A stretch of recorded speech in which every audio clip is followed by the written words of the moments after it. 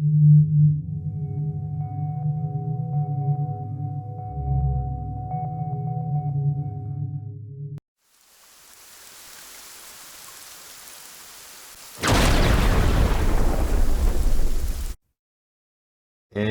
we're recording.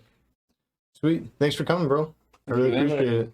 I wanted to get you on here, kind of like we talked about a little before we started filming. I wanted to get you on here to talk about how you went from fading up me and the boys before a party in the backyard of your place to owning your own shop, producing content on multimedia, making sick videos to promote your shop, taking like full ownership of your dream. How did where do we start at to start that journey? When did you know you wanted to be a barber? Man, or a business owner even? It's a crazy start to it. So my mother used to actually cut her hair, and I tried cutting hair back when I was 15. I started cutting my brother's hair. It didn't go well. No. It didn't go well. He got mad. He started kind of getting upset. So I kind of left the clippers. I really wasn't too passionate about it at the time. And then he was getting mad you weren't hitting. He got mad that you wanted. Yeah, he got upset. It wasn't going good. But I ended up finishing the cut, and then after that, I started cutting hair again. I used to work at a restaurant here in town. Yeah. And one of the waiters actually asked me if I knew how to cut hair. Oh, sick. Yeah, and I had messed around in high school. I did a haircut for one of the teachers, one of the math teachers. He asked if anyone knew how to cut hair, and so I did a little haircut in the hallways, and I have pictures somewhere. Of doing haircuts in the hallways at school? Yeah, I did one haircut. I had no idea what I was doing. Who'd you do that on? Who'd you pay that? What's his name? He used to live in McKinleyville. He was a math teacher. I forget his name. Oh, he was one of the teachers though? Yeah, right in Main Hall. Okay. Yeah, I cut his hair. That was pretty cool. That's what's up. A little good memory right there. And but it really started getting serious when he was a waiter. His name was Rafa. Yeah. So I was his busboy. He asked me if I knew how to cut hair. I had an idea. I didn't really know how to cut hair. Yeah. I was 18 at the time, and then he bought me my first pair of clippers.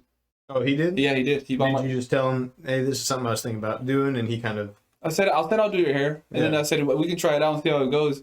And that was the cost of doing business, was him buying you the pair of clippers? Yeah, and just kind of like a friend. We would hang out, and he was a good dude. Yeah. He was good. He was a good person in my life at the time. Yeah. Hell yeah.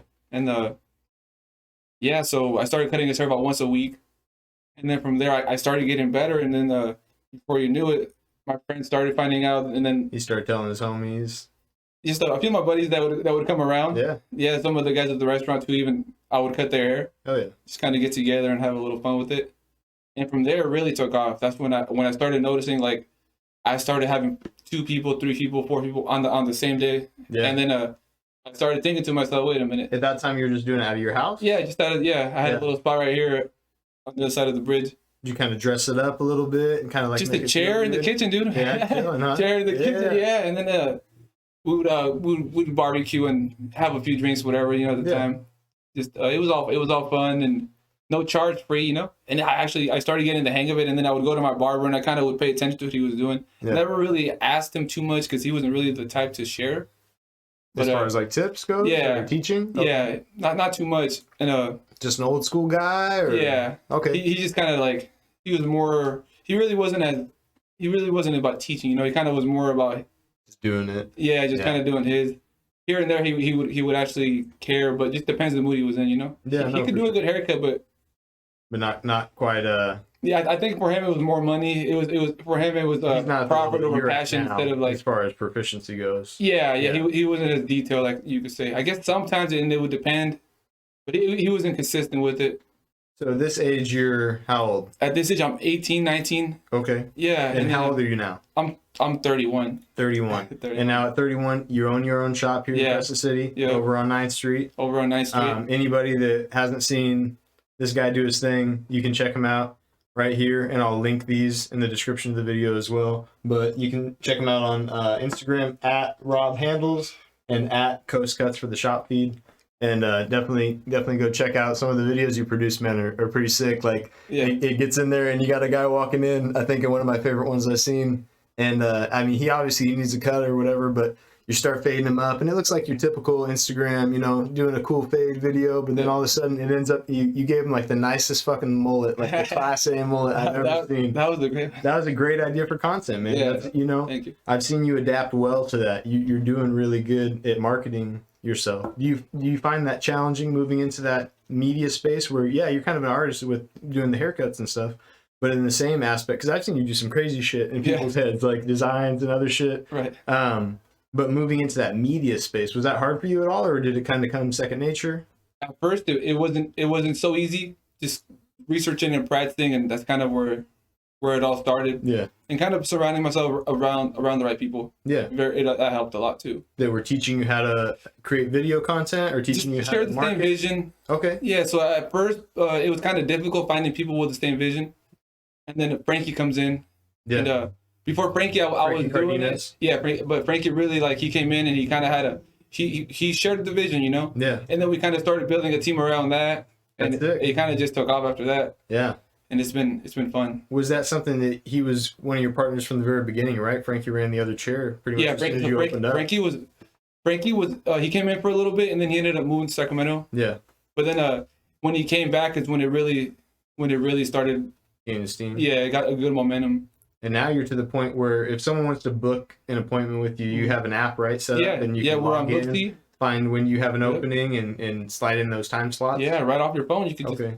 And what's the app called? Booksy. Booksy? Yeah, all right. You can find it on your app store. Then is there a title name that they would have to search to find you on there? Booksy, Booksy. Okay. Yeah. And then you have your own account on there that they would have to find? Yeah, so when you pull it up... just Rob Sanchez? Yeah, so Rob Sanchez or at Rob Handles. Okay, nice. You can find me either or. Same tag. Yeah, same tag. Perfect. Yeah, so once you download the app, pretty much it'll take you right to our main profile, and all the barbers come up. I think we're the only ones around the area that are on the app, as far as I know. Yeah, but you guys have created enough constant business, and people are coming back again and again and again to the point where, man, you can't even squeeze in walk-ins anymore. You got to schedule these things out because you're giving people actual nice haircuts, which I don't think this town is necessarily for a really high level men's barbershop.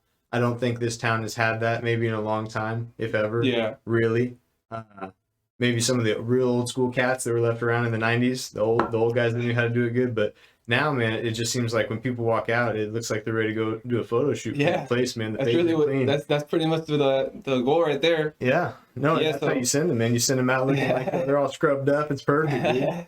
Yeah, it works out good. So honestly, I feel like we've changed the whole idea of cutting hair, and that was the goal. But now it's just we're the first ones to do what we're doing. Yeah, and it's been nice as far as the appointment things and the support we've been getting from the people. It's been great. Yeah, good feedback, and people know they could feel it. Like when you get your haircut, you could feel. Yeah, there's nothing worse than when you get into the car and you like look in the rearview mirror and you got like these random hairs that they missed. Or you got, you like look and there's kind of like a line on your fade and you're not happy with it. And it's like, man, if I would have just fucking gone to where I knew I should have gone, you know what I mean? Then I wouldn't have this problem. And I think that's consistency, right? Mm-hmm. I mean, you perfecting your craft over time. I know when I've come in for cuts before, you've talked to me about like some of these like convention type things that you've gone to, right? Yeah. And checked out. And you're pursuing extra levels of training and networking with, right? Yeah, always networking, always trying to learn from people that are doing it better. What are those shows like when you go to these big, what do they call them? The expos? Barber expos? Yeah, so the biggest one that I've been to was in Orlando. That's where everybody from, if you're in the industry and you're trying to get to that next level, that's the show to be at. It's called it's the Orlando International Beauty Expo. Okay, Beauty Expo. And then when you're there, are you seeing a lot of people your age? Are you seeing a lot of young entrepreneurs? You're talking to people and networking? Definitely, yeah. Always with social media and everything nowadays, it's really easy kind of to find those people. Yeah. And then at the shows, they're the ones that have the biggest crowds. Most of the time, the barbers, they don't really want to talk to them. But if you're looking for opportunity or you're trying to network, you just kind of go up to them. And they're real cool people. A lot of people get intimidated, but that's not even the case. They're just normal people. Hell yeah. And they're open. They'll help you out. You have a question. 100%. Pretty cool. And then they do they're on stage cutting, so you could even sit down and watch them cut, and they're talking. It's pretty cool. Do you see a difference in the level of performance between these high level guys that are having their own little podiums at these shows and what you're doing? Because I can't see. I mean, pretty similar. You're pretty much doing it. Yeah, pretty similar. We're pretty much We're pretty much doing what. I don't think people appreciate that fact. You know what I mean? I got a lot of buddies I work with, and they bitch about their haircuts a lot. Like, oh, my barber fucked my head up. It's like, one, your head is already fucked up. Two, you know where to go. And I think a lot of people are adverse to maybe spending a little bit more money on a haircut. But then, would you rather do that, or would you rather spend 2 weeks out of the month bitching about how dumb your head looks until your fade grows out and it covers that line, or you know what I mean? Yep. That's how you walk around. Like, this is like your mod, you know. Some of these guys spend $50 on a player skin for cod, but they won't spend $25 on a fucking hair drop for them. You know what I mean? That's exactly it. Doesn't make any sense to me. Makes no sense. You got to invest in yourself. Yeah, exactly. And just not only for that mental edge, but to just to feel better. But it's that positive self-image, right? Yep. It's everything, really. When you were thinking, hey, I'm going to go from being a barber, somebody that knows how to cut hair, making a little bit of money on the side, now I'm going to open my own business. When you took that leap to that next step, what were some of the things that surprised you about that process, or about the hurdles that you had to jump, being a young male who's going for, I assume, business loans or some sort of funding? Or... That's a great question. I faced a lot of challenges because I thought I knew it all. I came in and it was humbling, and I'm glad I went through it. I thought I was really good. Yeah, I wasn't bad, but then my eyes opened when I enrolled in school in Southern California. Okay. And these students were students, and they were already cutting like I've never seen. You know, high level. They were at a really high level. And then once I got into the barbershop, I started kind of experiencing different hair textures, different people, and that was kind of like a big step for me. I had to adapt. Yeah. I was used to doing fades. I was mostly most barbers, we start with guards. We don't really do the scissors. We call them shears in the industry. Okay. But that was probably the biggest challenge that I think I've seen, just kind of like adapting. Yeah. But that's just being new. And just kind of shaking off some of the things that you can't anticipate. Yeah. As far as opening the business, though, like getting licensures and things like that, was that a big hassle for you? It was. Yes. I was only 21 or 22 when I opened the shop up. So most 22-year-old kids cleaning their car out, going for business licenses. I had no idea what I was getting myself into. Yeah. To tell you the truth, it was difficult, and nothing's too hard, out of reach. It's all possible. Yeah. You just have to do a little research, and it's all there. You need an establishment after you get your license, and then you kind of just need the insurance for the building and that kind of stuff. Go through those general. Which is really not too difficult. The hardest part is probably going through the school, which is 1,500 hours.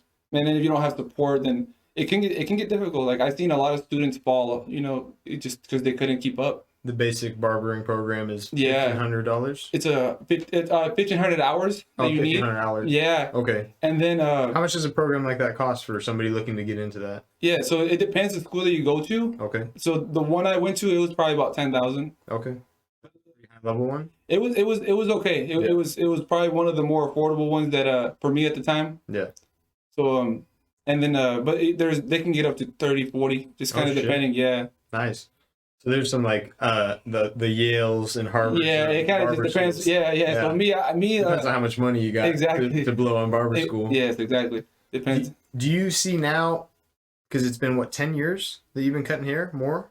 Yeah, I think it's been about 10 years professionally. Yeah. So over the last decade, between when you initially were learning techniques from friends or mentors, and then when you went to barbering school, and now that you've gone to these expos, you've been running a shop, you do day in work and day out, and you're getting more proficient at working with different hair types, different head shapes. Do you envision yourself achieving an even higher level of competency when it comes to cutting hair, or is there a pinnacle that you think that you possibly reach as far as just displaying what people want? What's like the craziest thing, the most difficult thing anyone's ever come in and asked you for? What's the biggest cut that's ever pushed you? Has anyone ever asked for like the Mona Lisa in the back of your dome, or what? You get some people that towards the beginning, you get some people that I had this one dude one time. He came in and he wanted 2 lines on, like, just pretty much he wanted a line all the way around his head. So at that Like point, a halo? it pretty much like a halo. But Okay. and from there, I kind of just took it and I told him, look, let me help you out. I did a little consultation and kind of told him what I thought would be better for him. And Yeah, then a halo. so I try to talk them out of the crazy. You get some crazy ideas, but I try to tell them this is not the right. There's no style, and you know. What do you think when you have people come in and ask you for just like random shit though? I mean, what's the dumbest thing anyone's ever asked you to like etch into them? Oh man, What's like the craziest thing? Has anybody ever asked you like? There's that's probably been one of the that's been Hey, up here's there. a picture of me and my ex, and I want. I mean, we're fucking, but I want you to put it. You know what I mean? Like what? I haven't had anything crazy like that. Okay, not too crazy. Not too crazy, Yeah. but some people do. They do come in with like different hair textures. They'll show me like a curly top, and they really have straight hair. You know. Oh, okay. So there's no way to Prepare for it. get to it. You can't get that unless you have a perm or you have curly hair. Yeah. So as you go in. Oh yeah. So when you go into the barbershop, just try to have the same hair texture. Try to. Like that motherfucker coming in with a picture of Brad Pitt going, oh, Exactly. I want to look like this. Yeah, You're so you got this dude. I He's can really kind of looking make for. your hair look like that, but like, yeah, it's not going to work out. It's not going to work out. Yeah. That's pretty much what. So when you guys got into the shop, for a long time, it was just you two running the chairs. I know you sold some merchandise and things like that, Yeah. right? You guys sold hats and Yeah, we did the shirts. hat things. And, Suavecito. yeah, we still carry that. We holding carry gel. Suavecito. Yeah. That's one of our Was it hard to kind of products. figure out things to supplement for the income of the shop? I know you guys do. Are you guys still doing the makeup, the permanent makeup and eyeliners and things too? Oh, so that was my wife, and she's good now. So that was just her startup there, and Okay. yeah. So we built her a room, and Yeah. and from there she pretty much her just kind of leaving her old job she had and kind of stepping into the industry, the Yeah. beauty industry, and now she's independent. Now she's got her own building here in town as well. Oh, does she? And where's that at? It's over at what's that road called? I think it's called Shopping Center Road over in the Shopping Center harbor. Road. Yeah. Over in the harbor. Okay. And what's the business called? Her business is called 360 Aesthetics. 360 Aesthetics. Yeah. Nice. Yeah, so she's doing her own thing now. So she moved into that room for just a hot second then. That was just- 'Cause it yeah, seemed that- like it was just like a That was just to get in. jump. Oh man, it was instantly blew crazy, up, huh? dude. It was just crazy at the time when everybody was busy and the shop was booming. It was just it's a whole different atmosphere. It was definitely a vibe, and there was a good time. Did your wife always have ambitions like you did to work for your? What was kind of the point where you guys were like, we're not working for anybody else anymore. We're done, or at least you. When was that point for you? When you knew you didn't want to work in someone else's shop, you knew you didn't want to. I knew I always wanted to be able to have my own, be able to set my own schedule. Yeah. It's always nice when you could plan ahead and you could say, okay, I don't want to come in this day. I want to close my schedule out, and I want to be able to go do something on this day. So you could close it out. You know, it's nice to have that. You're in the same boat with what you do. You know, you're able to. You could plan ahead and you I could can pretty much get off any time I need, luckily. Yeah, and it's really nice to have Pretty that. badass, There's nothing like it. And to me, that's what it was. It was like I need to be able to, if I want to grow and I want to maximize, I need to be able to control my time. Yeah. To some extent, you know. Of course, you have to work. You have to grind. Yeah. It's part of the journey. But 100%. if you, that's it. That's pretty much what I always thought to myself. I want to be able to have my own schedule, and I really don't want to have to ask anybody for permission. You know. Yeah.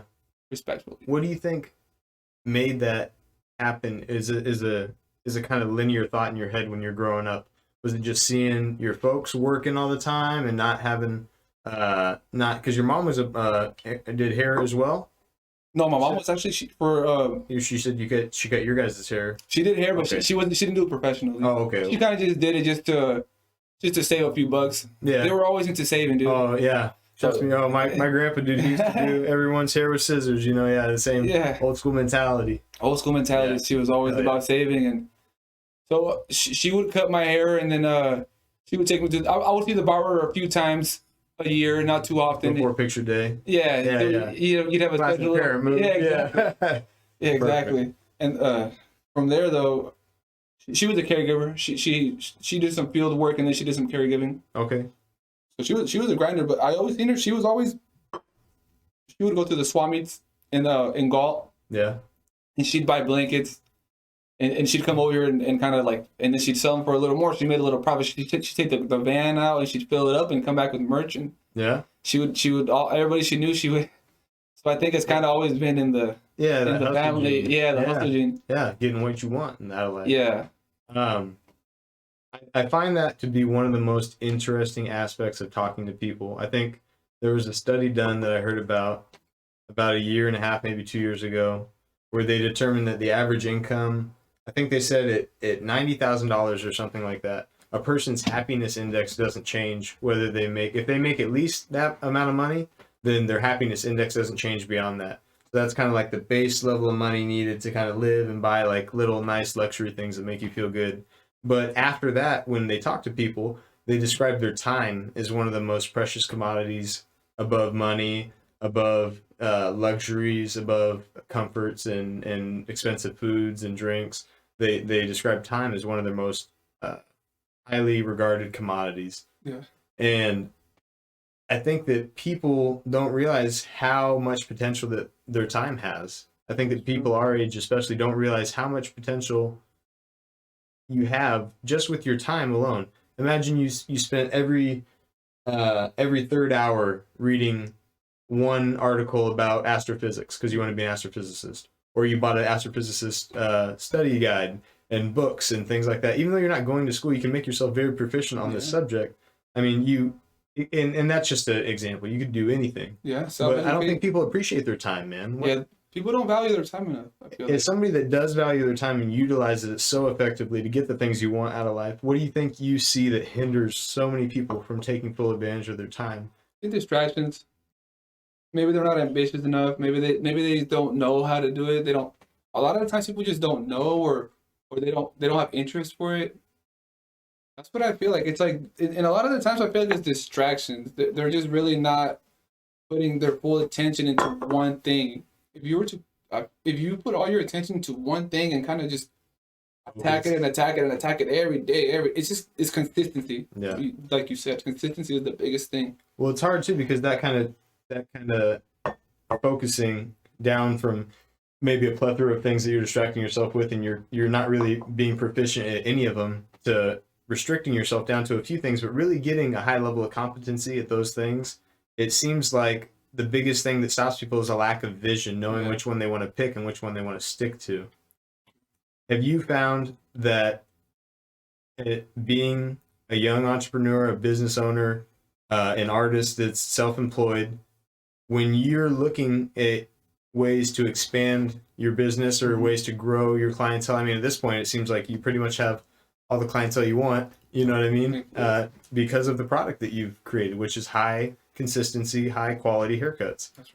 And now that you have kind of reached, I mean, to me, from my tertiary perspective, outside of you and yourself and your business partners, you've kind of reached the pinnacle in this town. You're the best barbershop in Crescent City, period. Everybody pretty much knows that.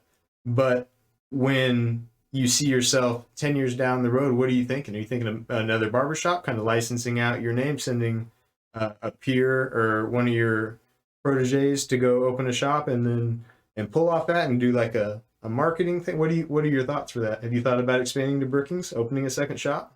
Yes. What are your ambitions? Yeah, so actually I have a studio. I know you got them. Yeah, that's right. Yeah, always got to have them. I have a studio that I actually am getting ready to open up. Okay. So we have a big office with 4 suites here in Brookings. Okay. And I'll be opening a studio. So we'll use that. I'll cut hair probably. I'm gonna start off with one day, and we'll use that as a place where we can produce more content. Yeah. So I'll probably be in there I'll open my schedule on a Friday, and then every other day, any barber in the shop is welcome to use the suite as so they can create content. Yeah. It'll elevate our content. We would have better. Are you guys gonna deck out the room, or what are your ideas? We plan on we're probably gonna make it a white room, and we'll have some nice lighting, and then we'll have the option to kind of bring backdrops and kind of bring the computer in and do some cool stuff. That's badass. See what we can get out of that. Hell yeah! It's gonna be fun. I'm excited. And when did you guys start getting this vision, or when did you start pursuing this as a secondary kind of project on top of all the stuff you're already doing? That came when there was an opportunity presented itself. So we this building became available, and one of my wife's clients, Okay. she actually said, "Oh, look, my husband has his family has a building or something, and their family had a building, and we went to see it, and then it was good, and so we just It figured, fit your needs and had everything you wanted. and that's kind of where that came. Why not just use it as a Go for it. you just go for it and Yeah. have a pretty much have a studio to create content. It's a pretty unique idea too. I mean, Yeah. how many Barbary specific studios are there for creating content, especially in an area like this? But I Yeah. know that there's a lot of young people that attended beauty school or barber school up here that, you know, work at shops and stuff like that, and they have aspirations too, and they want to make a name for themselves and start Yeah. growing a clientele base.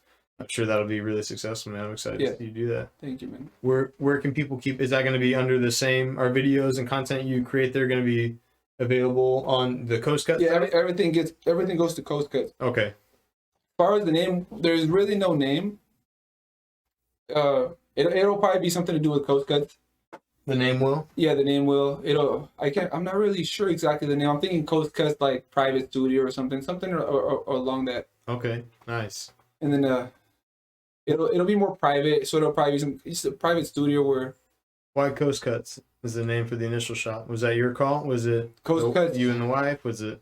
I thought of that. Yeah. I thought of it, and originally it was a different name, and for some reason it didn't go through with the state board. What was it almost? It was going to be Custom Cuts. Okay. And thankfully it didn't go through. I'm so glad it didn't. Yeah. Because then the name of Coast Cuts came.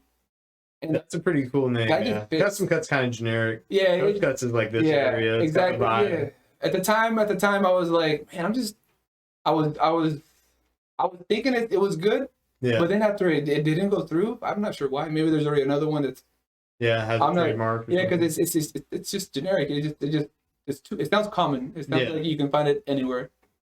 But Coast Cuts kind of separates us. Now we're able to, if we wanted to get into franchising, we could really put a shop anywhere we wanted to. Yeah. There's been talks about, or like maybe like in Humboldt.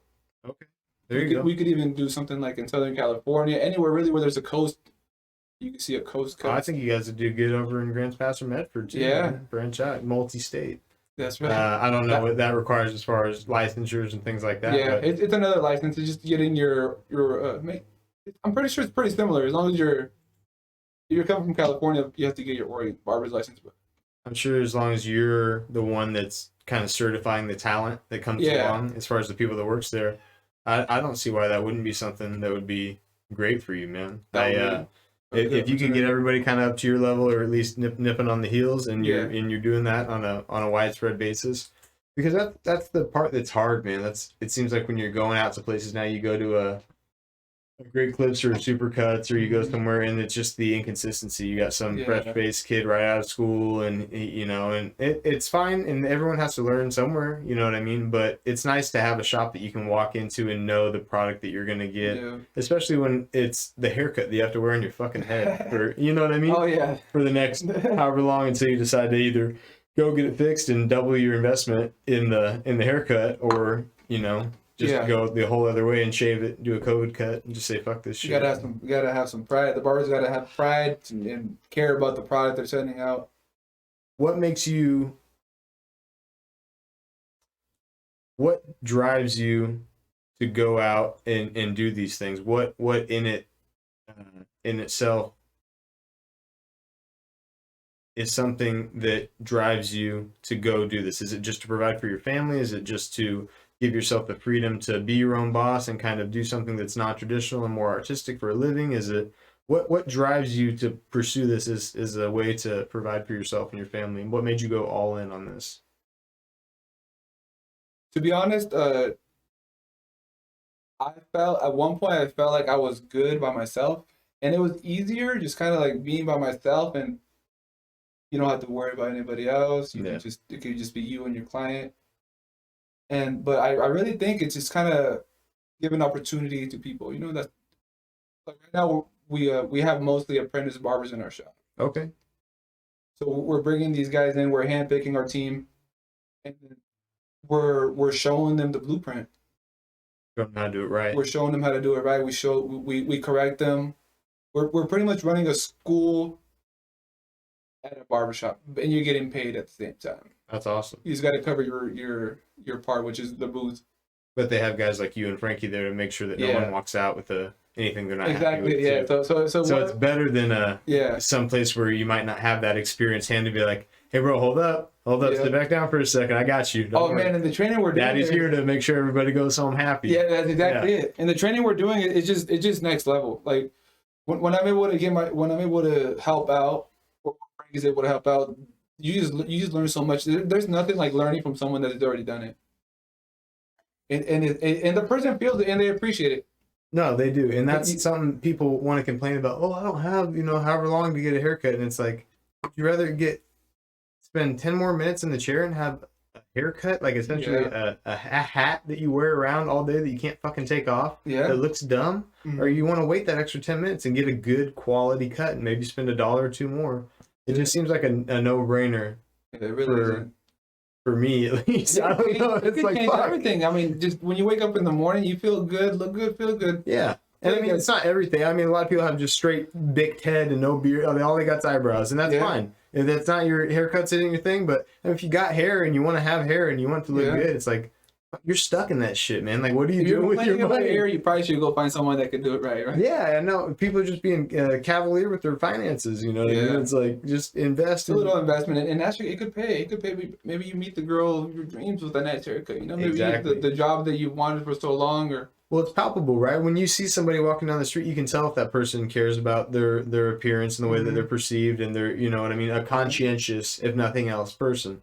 And I think that people don't realize how many opportunities that opens up going in. I've had buddies like, oh, fuck, I can't get a fucking job. It's like, we don't have a fucking haircut. You're going in dirty clothes. Like, if you own a business and you have some kid come in, it's like all dirty, he didn't even wash his head to come in and talk to you to try to get you to employ him. It's like, yeah, what are we doing here? What is this? This is a facade. You think you're going to get this job? It's like, no, and it's something that non-verbally conveys a lot about you. Yep. Having a haircut or having pride in your appearance and making those investments. I think I agree with you. I think it does pay high dividends. It really does. I really do. That's your head. Yeah, man. That's the first thing people see. First thing people see. And like I said, it just says so much about you, man. There's all these people that I've known in my life, and it's like, if they're like a dirty person, you're like, yeah, I love that motherfucker. He's like, he's a dirty ass, he's a greaseball, though. You know what I mean? Yeah. And it's like, and you can't. That's a hard thing to shake. I don't know what it is about people that doesn't motivate them to want to do that. Even people with beards and long hair, it's like, you still take care of it. Buddy. You got to stay a little groomed. Yeah, a little bit. Take it all down to get to number one. And keep it short. Have you ever had someone walk in like that and just like full big bushy hair, bushy beard, and then just trim it all and bring them into the vision? Oh yeah. Yeah. And those are some of the funnest haircuts to actually do. Are those the satisfying ones? Those are satisfying. I remember when we used to do landscaping. I used to do landscaping with like Matt and some other people around town, Matt Chadwick. But when we used to do it, it's like the more overgrown the account is, like the longer it's been since the grass was cut, the more undone the hedges are. When you get done, you're like, it feels good. Yeah, it does feel good. It feels like you've actually accomplished something, or you walk away and the thing that you've been working on hard, for however long before that, whether it's 30 minutes or a few hours, you walk away and you're like, I left that better than I found it. And there's something intrinsically kind of fulfilling about that. That feeling you get. That's really what it comes. You're almost selling a feeling. It seems like, and I've talked about this with Spencer, and I talked about this with Kaiser on these other podcast episodes I've done, but it seems like the people that are investing in themselves, actually giving it a go to do things for themselves, they're putting in an earnest effort, and they're seeking, honest returns for that effort, are succeeding again and again. I don't know one person that tries as hard as you do, or tries as hard as Kaiser does, or any young up-and-coming entrepreneur that we know, that somebody that's out there trying to do something for themselves, whether it's art or music, that's not achieving moderate levels of success at what they're doing. And I think that's really cool, man, especially for a town like this, where it seems like a lot of people have negative mindset. Very, very, that's true, dude. When you started out, did you have a lot of haters? Did you have a lot of people telling you, like, what are you doing, dude? You're not going to have no barbershop. You're not going to... You're not going to support your family. You're not going to take vacations. You're not going to put money in the bank. You're not going to be walking around with gold chains and fucking nice things, you know? This is not going to work. I heard that, man. I heard it. This is not going to work. And it's funny. You hear it, and you don't believe it till you see it. You know, you hear people say pretty much like what you just said, and it's true. You know, it does happen. What do you think causes in a town like this that kind of like crab in the bucket mentality? Everybody just pulling each other down, and what do you think causes that? And what do you think can do to remedy that? And, I think they're comparing themselves. Okay. When in reality, the only person you got to compete with is yourself. Yeah, 100%. So that as long as you're doing better than you did yesterday, you're doing good. Yeah. But don't worry about the next guy. Worry about yourself, and everything's gonna play out. Keep that mindset going, and keep practicing at it. And consistency is it'll make you a champion. It'll make you keep hustling. That's it. It'll get you to where you want to be. What are some of the people that have been supporters of yours since the beginning? Who are some of the people that have helped you in your times of need developing this business? Who are some people that were particularly important on your journey to get into this point? There was one of my buddies. His name is Thank you. We know him as Mono. Arnolfo. Okay. Oh, his name's Arnolfo? Yeah. That's my father-in-law's name. Oh, really? Yeah. Okay. I just call him AC because I have a hard time rolling my R's. Man, this guy, he's a funny dude. I would actually, he would come hang out with me like in those slow days where when you're starting up and nobody's walking through the door. Yeah. It can mess with you, dude. Like he'd come and just chill. He'd come and chill, and I would ask him questions. I'd be like, dude, like, what do you think? Like, how do you see? He goes, just play it out. You're gonna be all right. You're gonna be all right. Yeah. And he's probably one of the ones that kind of he believed in me.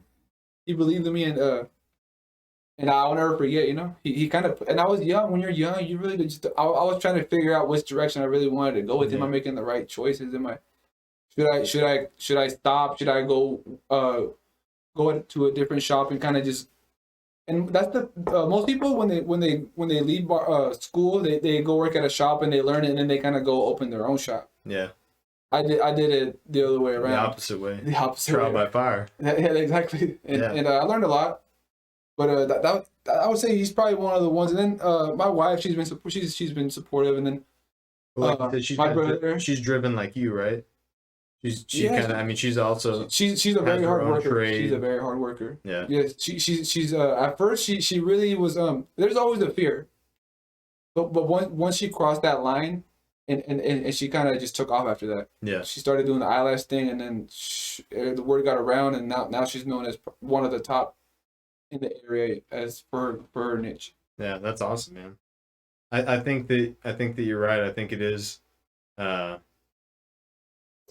something to be young and motivated and realize your potential. I think it's something that's really empowering. I think a lot of people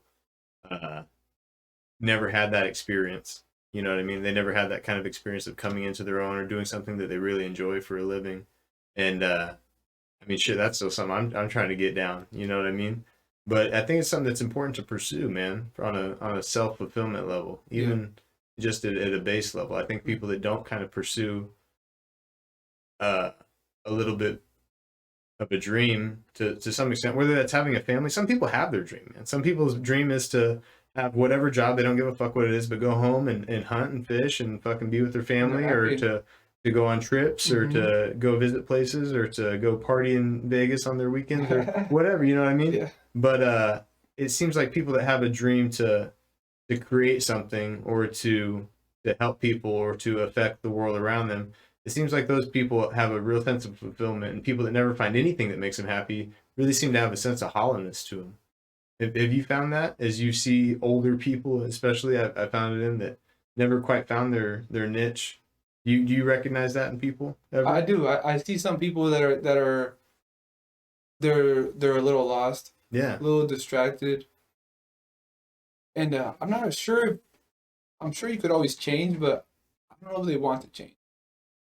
Not something it takes, right? I mean, it takes that wantedness. It takes to want to do it. Because I met some older guys, and it seems like they're kind of just, they're never going to just change, you know? I don't know. That's a good one. I was curious if you had seen that, because you have to. I mean, one of the most familiar people, one of the people that you'd be most familiar with over the course of your lifetime is yourself, right? Right. And you see yourself, and I see you as a happy, fulfilled individual who's chasing his dreams and achieving them step by step, systematically. But when I see other people that don't seem to have as much going for them in the way of pursuing something that they're passionate about, or even that they just give a fuck about at all in general, Mm-hmm. it seems like there's a hollowness to them. Yeah. And I was curious if you, as someone that has to interact being yourself with a really positive, successful person all the time, do you see that differentiation when you talk to people? Do you have people that you encounter throughout the course of the day and you think, wow, man, that guy really needs, it seems like he needs a little something more going for him. Yeah. What would your advice be to those people as someone that's kind of been able to conquer at least that one small hurdle? You know, we all face hurdles in life, but that's one small one. I think that probably has to do a lot with feelings. Yeah. Emotions are a hell of a they're a hell of a weakness. Yeah. You have to really be able to control your emotions. And it's a challenge. You have to just practice it and try to always just pull yourself away when your mindset is telling you something, or maybe someone around you is telling you something. Just understand that you're in control of your own mind. You're at the end of the day, you're in your own head. You're in your own world. Yeah.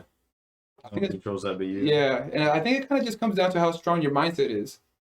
If you're easily, if you're one of those people that are easily controlled by others, then it's always going to be like that for you. Yeah, it's gonna be hard to end up It's finding gonna the be things hard. you want. Yeah, and maybe that could be the answer to that.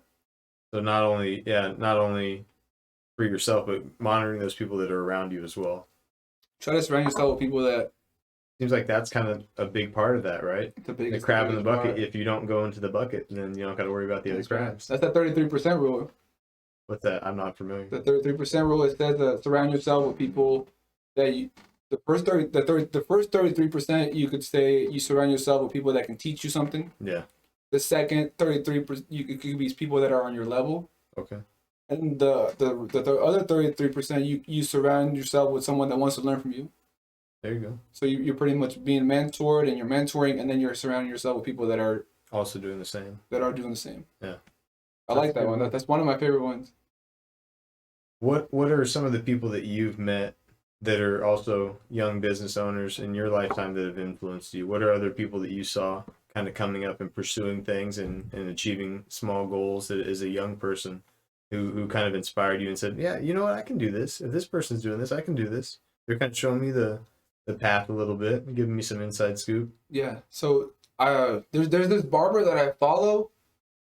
There's a few that I follow. As far as like that teach and are open. Yeah. There's a young guy. His name is Big Blends. He's pretty popular, dude. Big Blends. Big Blends. He's 19 years old. Okay. 20 years old now, probably. And I watched his journey through social media, and he was actually able to use his platform to get to where he's at now. So he's big on the Instagram. Okay. So he went from barber school. He lived in North Carolina, and then he reached the point in his town where he couldn't really grow anymore. So he went to Atlanta, and now he's cutting artists like Lil Baby and oh shit, he's doing like he's just doing crazy things. And yeah. Shit. Okay.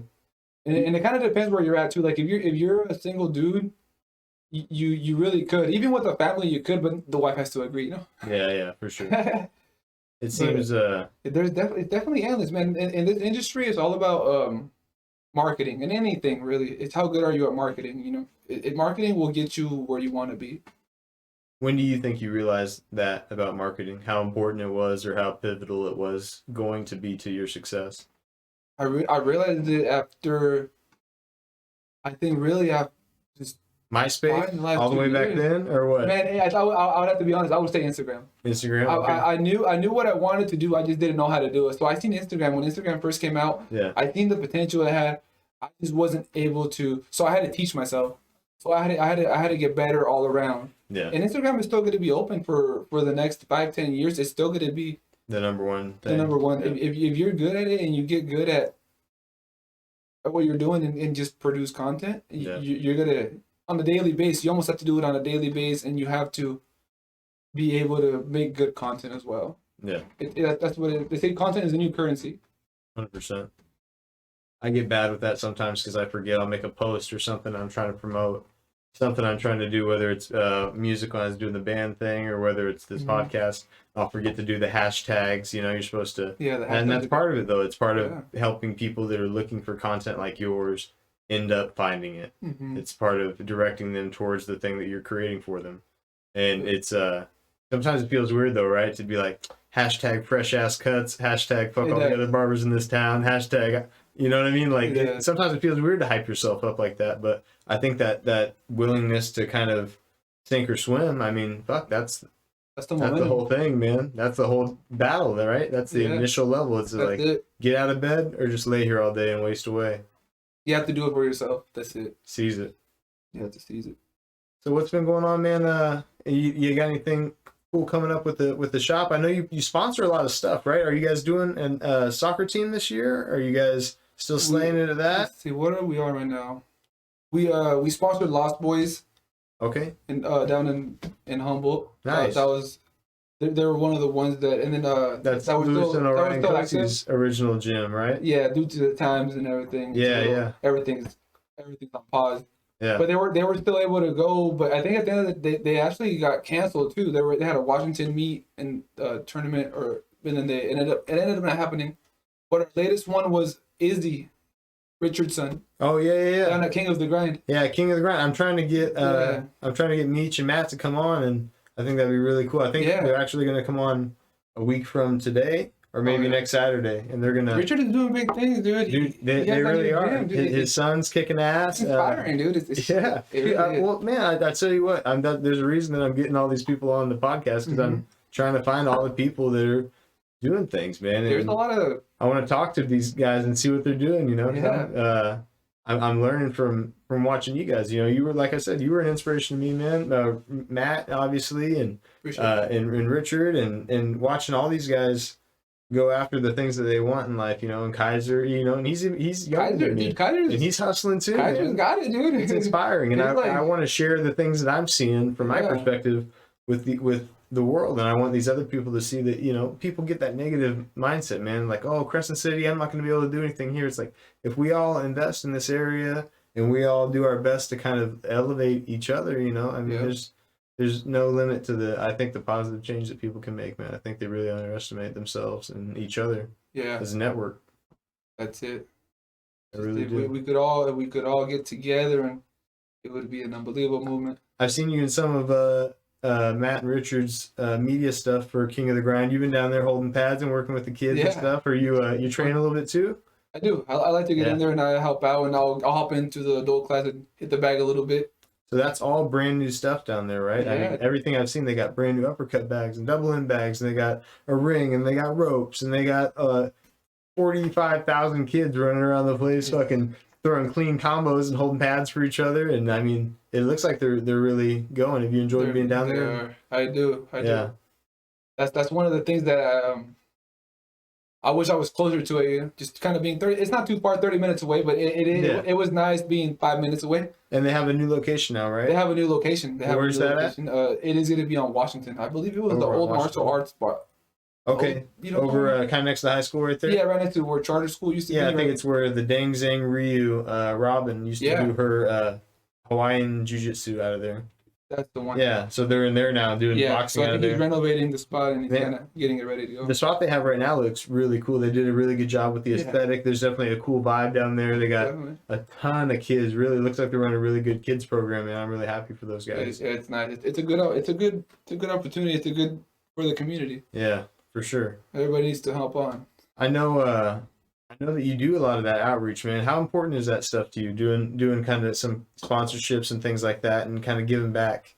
Do you think that's a big part of being fulfilled too as an independent business owner? It feels good, man. It really does feel good. Community member. Yeah, being a part of the community. Yeah. It feels good, and just to see it happen and be a part of the community, and because in reality they do need all the help they can get. Most of the time there isn't too much money going around. No, there's not. And that was one of the things, you know, Kaiser and I were talking about yesterday. It's like, it seems like when we were kids kind of coming up, there wasn't a ton of money for kids sports and stuff like that. And, our gear, sometimes, you get on the wrong T-ball team, dude, and your gear's pretty banged up, by the time it gets to you from the municipalities that give it to you. But it seems like now a lot of these kids soccer teams, a lot of these kids baseball teams, a lot of high school athletes, a lot of JUCO athletes for playing at junior colleges and things like that. They're getting a lot of attention, and they're getting a lot of praise, and they're being given the tools that they need to be successful and safe when they're participating in their sports. When you think about the changes that you've seen in our community here in Delaware County since, let's say your primary education in, elementary school, do you see the town getting better overall? What do you think about what's happening in Crescent City? I mean, COVID being what it is, which is sad and unfortunate. But do you see general improvements, or how do you view the momentum of the town itself? I see it going the right way. It's definitely growing, and I think we just need more people to believe. Yeah. More people to believe and just get behind each other and kind of support the movement and try to commit to it, stay with it, and trust the process. It's always been trust the process, and nothing good comes easy. You have to, if you want it, you have to pursue it. You have to keep pushing. Well, I think people limit themselves, or they stifle themselves to what they think they can achieve. But it's like, especially in my work, I see a lot of young professionals who have a good state job, making a lot of money, and they come up to this area, and there's not things like nice barbershops, nice restaurants. I mean, we have our nice places. We all know that we have our favorite spots. But on a whole, I mean, a similarly sized town, like Brookings, an even smaller town, can have more attractions, that has more positive momentum going for it in the way of a local economy. And it seems like, for whatever reason, people are hesitant or are unable to invest in the community in the ways that they want. As far as creating a different kind of social setting, I think that the facilities like yours that offer high-level barbery, new clothing stores that offer, kind of cooler clothes or places to shop, or better places to eat, or nicer motels, I think that stuff's going to be essential over the next 20 years in retaining a lot of these professionals coming in. Because like I said, at my job, I see a lot of people come out and they go, oh yeah, this is a cool place to be, but I'm not going to stay because there's nothing to do. Yeah. And it's like, and they bounce out when they're, good-hearted, good citizens, potentially good community members. And it'd be great community. I've spending their money and staying here and stimulating the economy and investing in this area too. A lot of talent, dude. A lot of talent. I ran across some guys that they come here and they doing what I do. Like I see a lot of guys, and then they'll be here for a year, just kind of until they can do their transfer. Yeah, and then they get out of here. Like guys that are D1 players, like we have a men's soccer league, and they come out there, and I'm able to recruit them, you could say. Yeah. And they're damn, dude. It's like, dude, if these guys could stay here and they could just pass the knowledge to some of the younger guys, like there's a lot of young talent. They just need they need someone to spend more time. So most of the time, the parents don't really have the time with work or the energy. I think people, it's almost funny because I think people get so scared of how comfortable they are in this town, almost like it's a bad thing. But it's like anything, right? You can't let it overcome you and make you stagnant, and not you can't use it as an excuse not to pursue your goals. But the comfortableness they feel here, people get scared that if they come back, they'll get trapped and they'll never leave. I'll be stuck in Crescent City, and everyone will be right. They said I'd be stuck here, and then what'll everyone think? And it's like, who gives a fuck? That's it. If you're comfortable, like, what's better than going to the river in the summertime and cruising up the second bridge and having a couple beers and jumping off the rope swing and like. I don't know. I don't know what. I love it. I like that being part of a community. Yeah. I think it's one of the more fulfilling things, especially when you have positive people that you interact with in mass on a semi-constant basis. I think being part of a community and going like to somewhere like the river, or you're hiking on a trail, and I see you and your lady and your kid, and I'm like, hey man, how's it going? You're like, hey, you guys have a great day. It's like, yeah, you too. I think to an extent, and I get where people in LA or New York City might not want to be that close to each other all the time, but physically, it's kind of, that's where they're at. It's going to be that way. Yeah. But in an area where we're kind of more sparse in a smaller community, it's cool to have those ties and be involved and and help kids out and go down and volunteer and help out at the local boxing gym and giving kids a good place to be and supporting your buddies' businesses and providing patronage to restaurants where you know the owners and you appreciate them and the services that they offer. Yeah. And it seems like we're going in that right direction. I think you're right. I think we're getting nicer things. I think we're having more people invest. I think we're having more people commit to. Definitely growing. Yeah, having this area be nice, man. I can see it. I can see it. We just need to get everybody to tap in, like people say. Yeah. Believe in it, and we'll go back to Kaiser. Kaiser came back and he was offering the opportunity to train athletes. Yeah.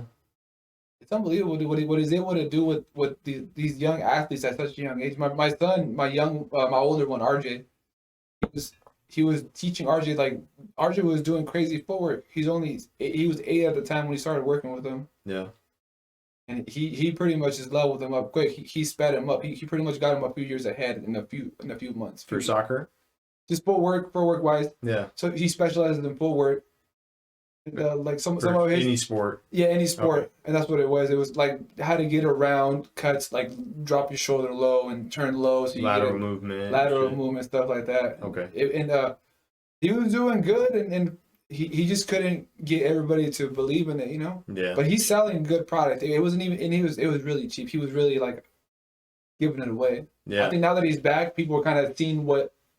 Well, he said he's got a lot of people hitting him back up for that kids program. Because they seen the opportunity. If you think about it, man, it's so much more than just like the opportunity to make your kid like a good athlete. That could be college scholarships. That could be money. That could his ability to do that, to subsidize his income, discipline, the way he interacts with people, teamwork. I mean, helps make your kid a good kid, right? I mean, I think we both played sports when we were growing up. I think that makes you kind of. We had that. Could you imagine? Oh man, dude! If I didn't have at least baseball when I was like a little kid, I would have been hell on wheels, man. It would have been terrible. It's a whole different ballgame. Yeah. Fuck it. Yeah, even when I was playing football in high school, I wasn't all that good. Like morally, I wasn't good at football either. But yeah, you know, and it's hard not to have some structure like that and to have. You know, I was talking to a buddy the other day about working with athletes and training people and doing stuff like that, and one of the hardest things is having somebody that you know wants change and that you see potential in and them not wanting it, because you can't want it for them. It's so frustrating not be able to want it for them. It's like, oh, let me want it for you because I'll do everything for you. I'll walk you through. I'll show you how to do the push-ups. I'll do the workout with you side by side or whatever, you know. And but you can't force motivation into somebody, man. And that's frustrating. That's frustrating as hell. It is very frustrating. It's one of the things you just have to accept, man. Whether it's whether it's your kid picking up their room or if somebody doesn't want to do it, it's going to be hard to. You just want to see them do good. Yeah, you just want to see them do good, man. You want to see somebody be happy. You want to see someone be content. You want to see someone get something you think they deserve or think that they're warranted. I think that's important for people to see the people around them lifted up as well. I think that's a big part of giving back. I think it feels good because you want people to feel like you're feeling. You want people to feel success or good fortune, Yeah, just do better for themselves. Yeah. What kind of things do you think Crescent City still needs? What do you think this area could benefit from? If you were on the city council tomorrow, you know what I mean? And a lot of business owners are. A lot of business owners are just business owners that applied for city council. I'd love to see you on city council, by the way, one day. If you were on there and you were on Chamber of Commerce or something like that, and you had input to put towards the kind of businesses we should or shouldn't allow in this area to kind of expand it or invest in this area, or what kind of money should be allocated towards what municipal costs, whether that's the city pool or the rec league soccer programs, what kind of things do you think are worth doubling down on and investing in? What do you see on the local level doing the most good in our community right now? I think we could probably use some like a nice park towards the beach. There's a lot of space right there, and I think it's not being used right. Yeah. Maybe I'm wrong, but I feel like there's a lot of room right there for improvement where Kids Town is at, right by the pool. There's a little area right there where they could, front beach park. Yeah, and it could really be a popping spot where people actually want to go hang out. I feel like there's nowhere to hang out. We have the plaza, but nobody goes there. No. We don't have a spot where nobody just goes to hang out. It seems like I heard some talk a while back about them possibly doing a theater to host bands or something to that effect, or a partial amphitheater over there somewhere. Mm-hmm. I think something like that would be perfect, man. Some sort of venue to see stand-up comedy, or give a little bit bigger acts someplace to come than the fairground. Hey, guess what? nobody wants to see fucking Sugar Ray or Sir Mix-a-Lot at the fairground at the Delaware County Fair. I'm sorry, Mark McGrath had his face peeled back like 10 times. You can tell he's got all that fucking all that tension. And but it seems like if we invested in something like that, yeah, some sort of public recreation area where we could do shows or concerts or Yes. I think I agree. I think that'd be something good. I think that housing, man, over for CR, expanding CR a little bit to bring in young college age people that are gonna kind of come to their maturity in this area too. There's a lot of people that are staying in town. Yeah. And I feel like that would be good. That's a good idea. College housing. If college was to be able to get better, I agree. college housing would be great. Or any kind of like college sports, even just a couple teams, just a baseball, soccer, just two college teams. You know what I mean? Have you noticed that more people are staying local? Before it seemed like everybody was kind of quick to leave town, and now it's kind of like. When have you noticed that change in the last how long? You think? I would say probably like. Maybe like around like 2007, 2008, really. Yeah. Seems like the last 10 or 15 years, people are kind of and it could buying be because property people and probably getting just jobs. don't have, they're kind of staying here, and it's kind of, I'm surprised, really. Before everybody was quick to run to Chico, Reading. Yeah. I think those areas have kind of calmed down too a lot. They're not all, I think a lot of people realize they're not as cracked up as, all they were cracked up to be. That's probably what was they were chasing the party. Yeah, chasing the party. That's the P word you were thinking of. I could tell. No, I think a lot of people do that, man. They go, oh, it's my senior year. I've already dated all the girls at this school. I want to go to college, so I can, chase the hype. Chase the hype, or the hiney or whatever, man. Yeah. But it seems like that people have the ability to travel for so cheap now that a lot of people travel and they kind of go around and they go, oh yeah, this place is cool to visit, but like when it comes down to the end of the day, it's kind of nice being tucked back in the woods and not hearing cars driving by your house necessarily, or not hearing your neighbor pull their truck in the driveway, because there's a little bit of space between us all and we kind of have our own little area, and it is nice in the summertime. There are beautiful things that we appreciate, Oh yeah, the rivers here are just unmatchable. Oh man. Yeah, I don't think I really appreciated that till the first time I moved away and I swam in another river. You know what I mean? If you go to some rivers or lakes, man, you're like, this is fucking nasty. This is the brown worst. water. Yeah, man. It's you get in there and you're like, oh, I don't see any fish. And they're like, oh, there's no fish. They can't live in this water. And you're like, and we're swimming in it?